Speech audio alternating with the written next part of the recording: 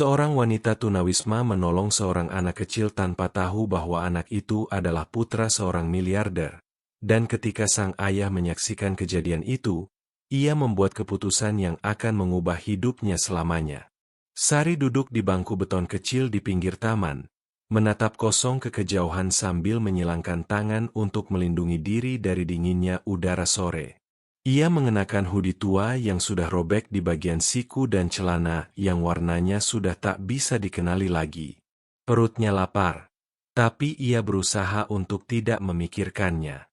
Yang paling mengganggunya malam ini adalah ia tidak tahu di mana akan tidur karena panti sosial tempat ia biasa menginap tutup lebih awal setiap hari Senin dan waktunya sudah lewat. Semalam ia habiskan dengan berjalan tanpa tujuan di jalanan dan ia tidak ingin mengulangi pengalaman itu. Tapi sepertinya ia tidak punya banyak pilihan. Tepat saat itu, di seberang jalan, seorang anak laki-laki berusia sekitar 6 tahun berlari seperti orang gila sambil tertawa dan mengangkat tangannya ke udara, mengejar burung-burung merpati.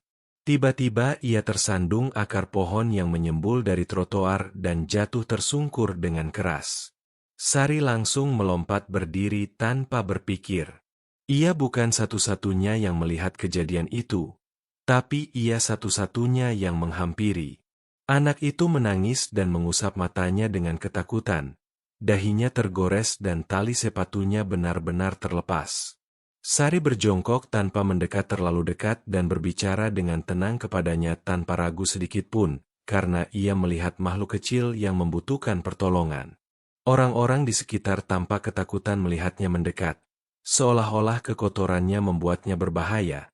Tapi anak itu mengangkat wajahnya tanpa rasa takut dengan pipi basah oleh air mata.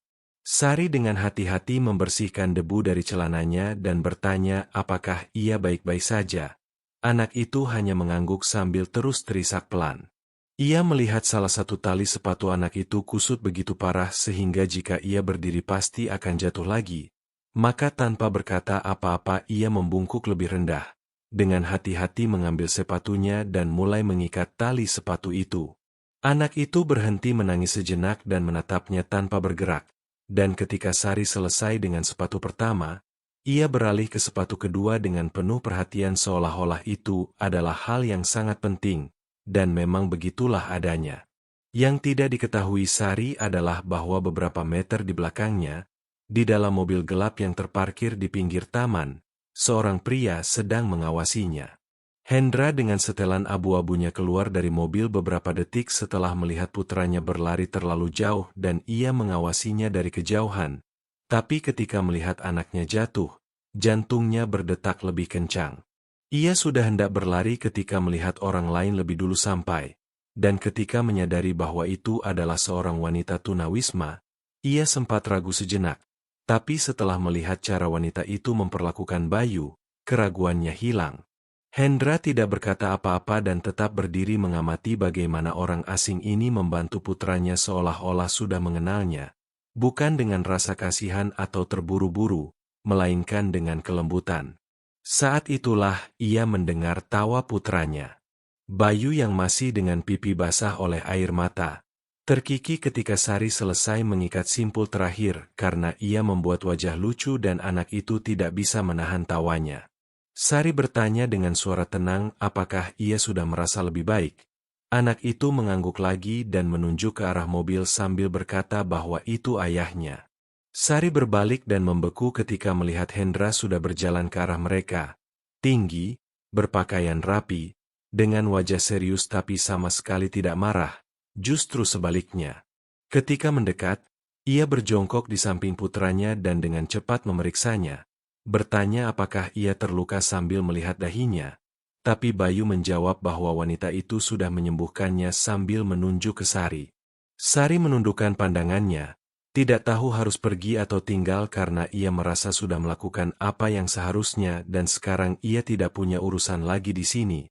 Tapi sebelum ia sempat berdiri, Hendra berbicara kepadanya dan mengucapkan terima kasih karena telah membantu anaknya. Sari menjawab bahwa itu bukan apa-apa tanpa menatap matanya. Tapi Hendra bersikeras bahwa itu penting dan bertanya apakah ia baik-baik saja. Sari menatapnya dengan terkejut karena ia tidak terbiasa ada orang yang menanyakan hal itu kepadanya. Ia membuat isyarat yang berarti kurang lebih dan mencoba pergi. Tapi anak itu menghentikannya dengan memegang tangannya dan bertanya apakah ia akan pergi. Sari kembali berjongkok dan tersenyum padanya, mengatakan bahwa ia harus pergi. Tapi Bayu bertanya apakah ia akan kembali. Sari menjawab bahwa ia tidak tahu. Kadang-kadang ia ada di sini, dan Bayu memeluknya tanpa rasa takut. Itu adalah momen yang begitu murni sehingga bahkan hati Hendra terasa tercekat. Ia tidak tahu mengapa tapi melihat putranya memeluk wanita yang semenit lalu masih orang asing ini membalikkan sesuatu dalam dirinya. Hendra bertanya apakah ia ingin makan bersama mereka. Sari menatapnya seolah-olah ia mengatakan sesuatu yang sangat aneh dan menjawab bahwa tidak perlu. Hendra menjelaskan bahwa ia tidak mengatakan ini karena kasihan. Ia hanya ingin berterima kasih dan mereka akan makan malam di dekat sini. Apakah ia mau menemani mereka? Sari berpikir sejenak, melihat pakaiannya, tangannya yang kotor, sepatunya yang usang. Ia merasa tidak pantas tapi ia juga merasa lapar. Dan lebih dari itu ia merasa bahwa untuk pertama kalinya dalam waktu yang lama seseorang melihatnya dengan mata yang berbeda.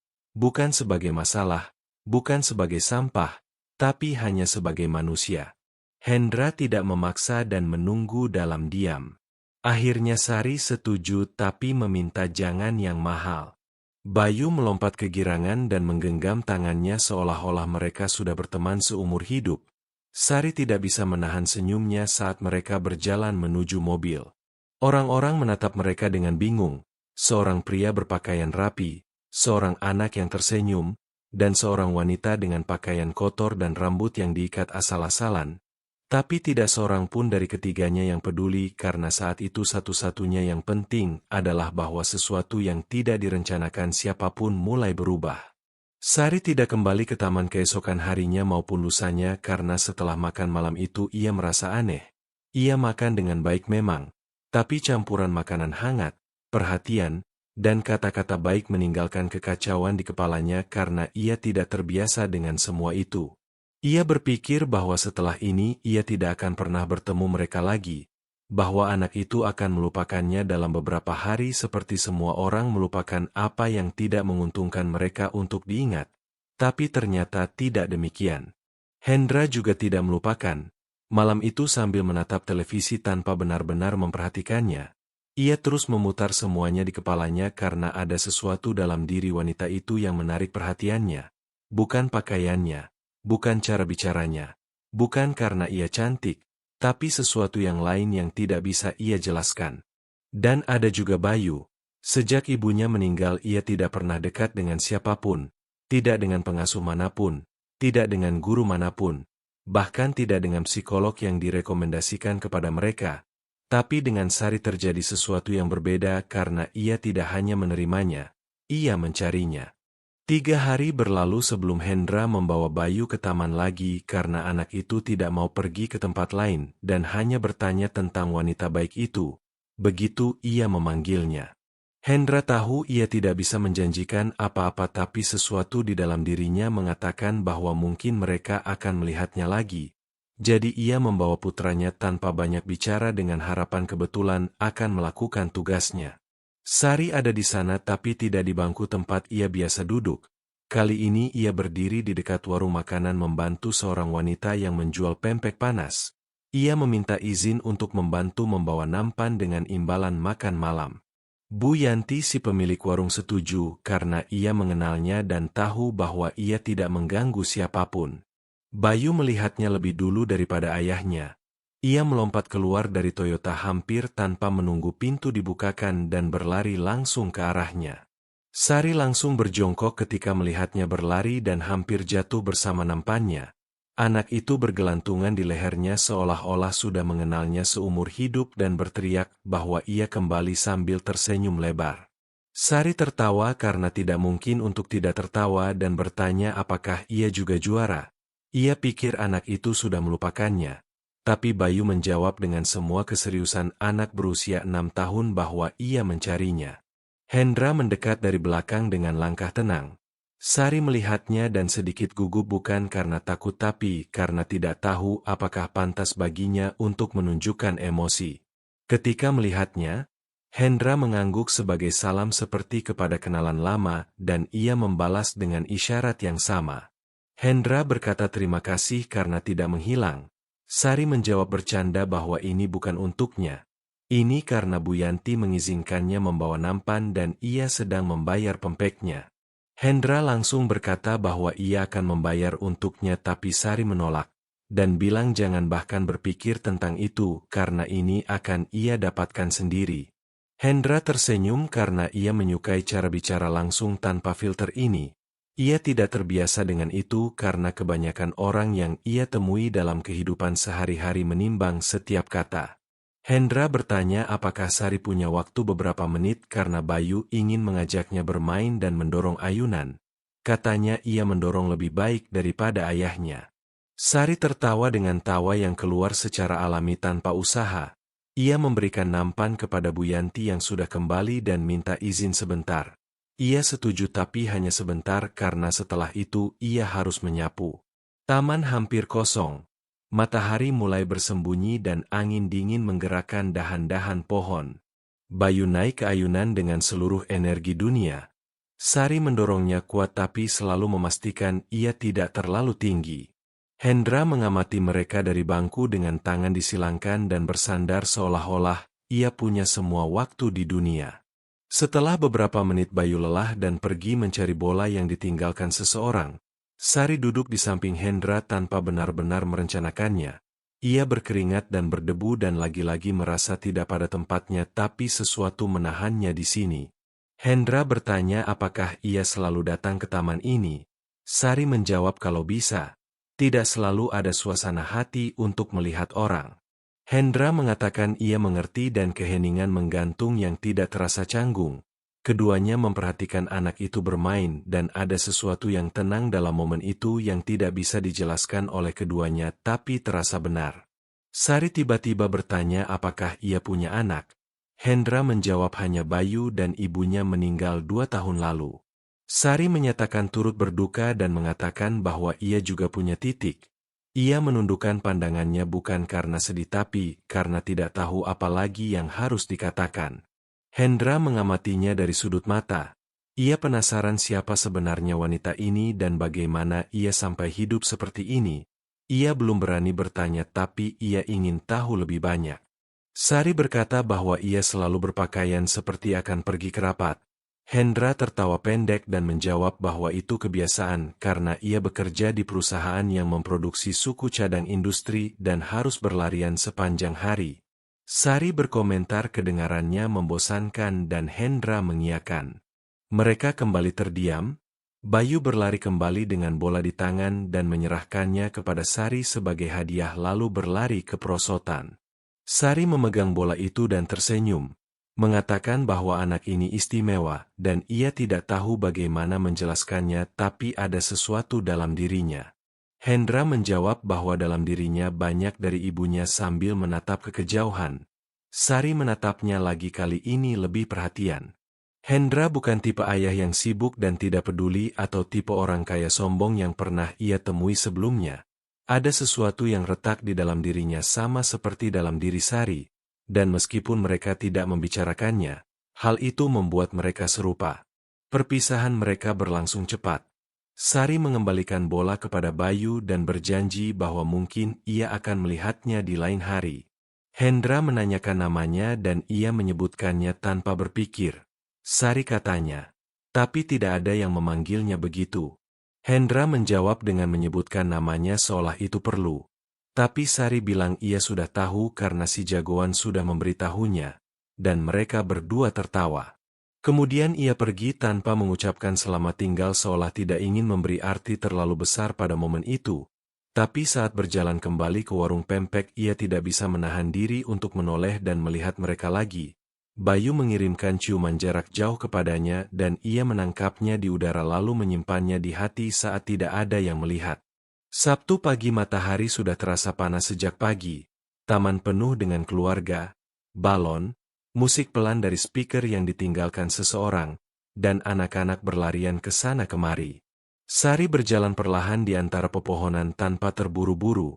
Ia kurang tidur tapi malam itu ia berhasil mendapat tempat di panti sosial. Pakaiannya masih berbau sabun murah tapi setidaknya ia merasa bersih dan sedikit lebih tenang. Ia berpikir untuk pergi melihat apakah Bu Yanti mengizinkannya membantu lagi tapi sesuatu menghentikannya.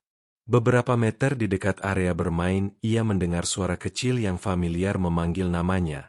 Sari, Sari. Ia berbalik dan melihatnya dengan pipi merah dan kaos basah oleh keringat. Bayu berlari ke arahnya dengan tangan terbuka lebar. Di belakangnya Hendra berjalan membawa ransel dan topi di tangan. Sari membuka matanya lebar karena terkejut dan berkata lagi kalian. Tapi Bayu menjawab bahwa ia sudah bilang akan kembali. Anak itu melompat ke arahnya seperti ia adalah hadiah, dan Sari hampir tidak sempat menangkapnya. Ia langsung menurunkannya karena anak itu sudah besar dan lebih berat dari kelihatannya. Hendra mendekat dan mengucapkan selamat pagi dengan tenang. Sari menjawab bahwa ia tidak menyangka akan melihat mereka hari ini. Hendra menjelaskan bahwa Bayu yang memaksa dan tidak mau pergi ke tempat lain. Ia membawanya untuk berjaga-jaga kalau mereka beruntung, dan Bayu dengan bangga berkata bahwa mereka memang beruntung. Sari tersenyum karena tidak mungkin untuk tidak tersenyum. Cara mereka masuk ke dalam hidupnya secara alami membuatnya bingung. Ia tidak mengerti mengapa tapi ia merasa tidak terlalu sendirian ketika mereka ada di dekatnya. Hendra bertanya langsung apakah ia sudah sarapan. Sari menjawab kurang lebih. Lalu Hendra bertanya apakah ia mau bergabung untuk piknik dan Sari mengangkat alis. Piknik katanya. Hendra membuka ransel dan menunjukkan sandwich yang dibungkus, beberapa jus, apel, dan keripik. Tidak ada yang mewah, tidak ada restoran mahal, hanya makanan rumahan. Bayu membantu menyiapkan semuanya dan ia bilang ia yang memotong daging asapnya seolah itu adalah pencapaian tingkat dunia. Sari tertawa dan bilang baiklah, tapi kalau daging asapnya terlalu tebal, ia tidak bertanggung jawab. Mereka menemukan tempat di bawah pohon yang teduh dan menggelar selimut di rumput. Hendra duduk dengan kaki diluruskan, Sari dengan lutut ditekuk ke dada, dan Bayu berputar-putar di sekitar mereka seperti nyamuk yang senang. Mereka makan, tertawa, menjawab pertanyaan anak itu tanpa filter dan berbicara dengan tulus. Hendra tidak bertanya apapun tentang kehidupan Sari, dari mana asalnya atau apa yang ia lakukan. Ia hanya menawarkan waktu yang tenang dan itu tanpa kata-kata sudah berarti banyak. Setelah piknik Bayu ingin mencari kadal di semak-semak dan Sari pergi bersamanya. Hendra memperhatikan mereka dari kejauhan dengan mata menyipit karena matahari tapi dengan tatapan lembut. Saat itu ia berpikir sudah lama ia tidak melihat putranya sebahagia ini dan ia juga berpikir bahwa dirinya sendiri tidak merasakan hal seperti ini selama bertahun-tahun. Ketika matahari mulai terbenam dan panas mulai mereda, Bayu tertidur di atas selimut dengan kepala di ransel. Sari menutupinya dengan jaket dan duduk di samping Hendra. Sari berkata bahwa anak itu kelelahan. Sepertinya sudah berlari sejauh maraton. Hendra menjawab tanpa terlalu berpikir bahwa Bayu bahagia bersamanya. Sari terdiam. Ia tidak tahu harus berkata apa dan Hendra juga tidak memaksa. Setelah beberapa saat Sari berkata bahwa ia tidak terbiasa dengan ini, Hendra bertanya dengan apa. Sari menjawab dengan orang yang melihatnya seperti sekarang seolah ia berharga. Hendra menolehkan wajahnya dan menatap langsung ke matanya dan bertanya bagaimana seharusnya ia melihat. Sari menjawab seperti semua orang, seolah ia mengganggu, tapi Hendra bilang ia tidak berpikir begitu. Sari menghela napas dalam dan terlihat ia ingin mengatakan sesuatu yang lain tapi menahan diri, karena tidak ingin merusak apa yang sedang terjadi. Tiba-tiba Hendra berkata bahwa ia tahu ini tidak normal. Ia tahu tidak sering terjadi seorang wanita yang kau temui di jalanan menjadi begitu dekat dengan putramu. Tapi ia juga bukan tipe orang yang melakukan apa yang semua orang harapkan darinya. Sari menatapnya dengan tidak percaya dan bertanya apakah ia ingin mengatakan bahwa mereka. Tapi Hendra memotong dan bilang ia hanya mengatakan bahwa Bayu membutuhkan seseorang seperti Sari di dekatnya dan ia juga percaya ini tidak terjadi secara kebetulan. Sari menundukkan pandangannya dengan jantung berdebar kencang tapi ia tidak ingin hal itu terlihat. Hendra melanjutkan bahwa ia tidak ingin Sari berpikir ia punya rencana aneh. Ia hanya mengatakan bahwa jika Sari mau, ia bisa menghabiskan lebih banyak waktu bersama mereka. Ia tidak perlu memutuskan sekarang tapi pikirkanlah. Sari tidak menjawab, hanya menatapnya beberapa saat lalu menganggukkan kepala tanpa tersenyum, tanpa mengatakan ya atau tidak. Itu adalah gestur kecil tapi jujur dan itu sudah cukup. Ketika Bayu bangun ia sedikit bingung tapi bahagia. Sari membantunya berdiri, membersihkan daun dari rambutnya dan memberinya jus yang tersisa di ransel.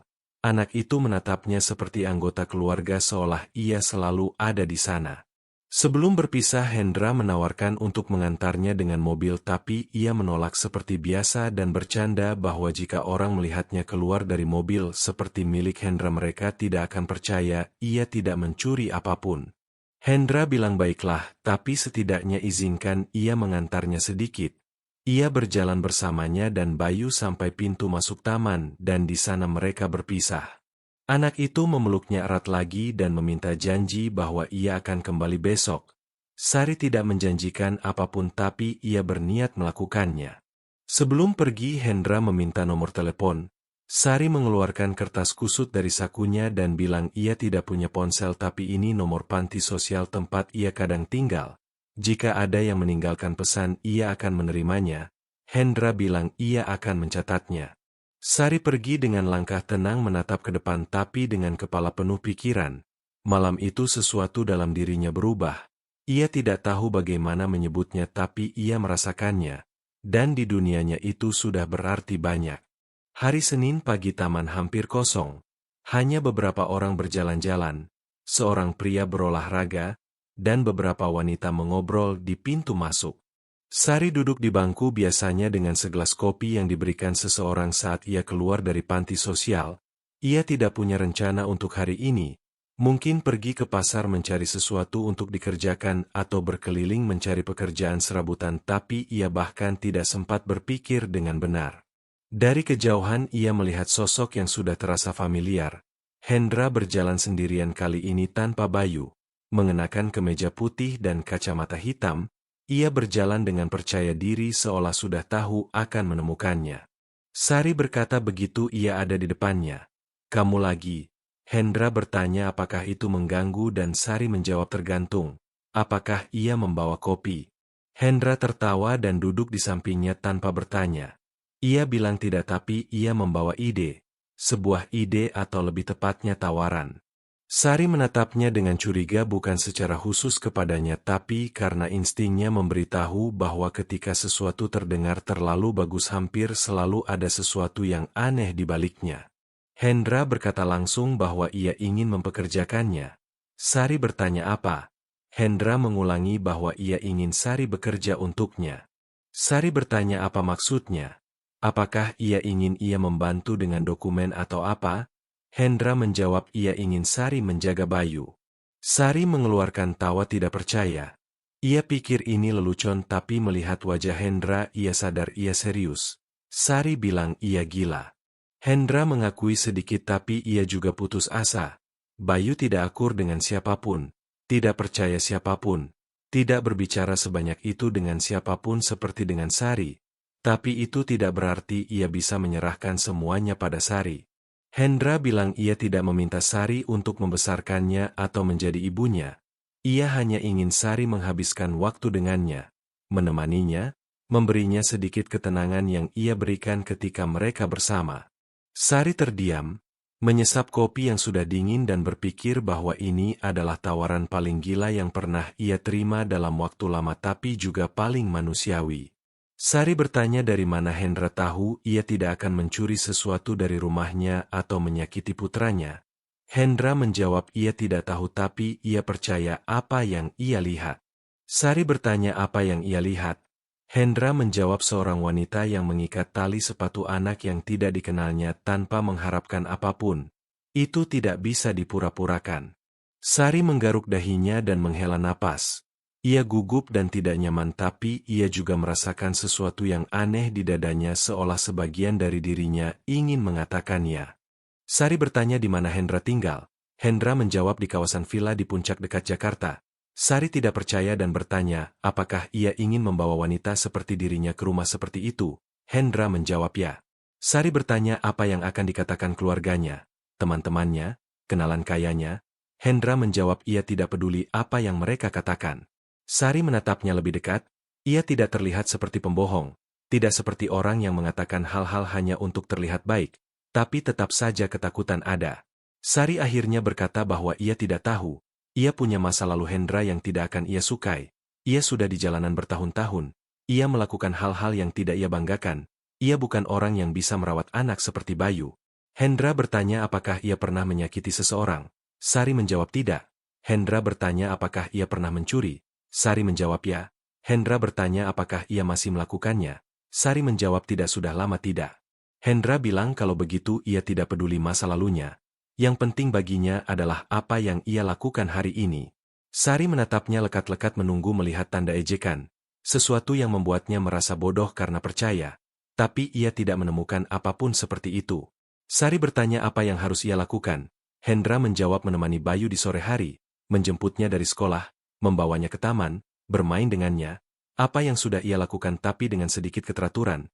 Hendra akan mengurus sisanya dan tentu saja ia akan membayarnya, memberinya pakaian, tempat mandi, tempat tidur. Sari bertanya bagaimana jika suatu hari ia bosan dan pergi. Hendra menjawab kalau begitu ia pergi dan tidak apa-apa, tapi setidaknya cobalah. Sari mengusap wajahnya dengan tangan. Ia kewalahan, pikiran di kepalanya berpacu dengan kecepatan cahaya. Ini terlalu banyak kepercayaan, tawaran yang terlalu murah hati, terlalu banyak untuk kehidupan seperti miliknya. Sari bertanya apakah ia bisa mengambil waktu sehari untuk berpikir. Hendra bilang ambil waktu sebanyak yang ia butuhkan tapi ia ingin Sari tahu sesuatu. Bayu menunggunya. Ia bertanya tentangnya setiap hari.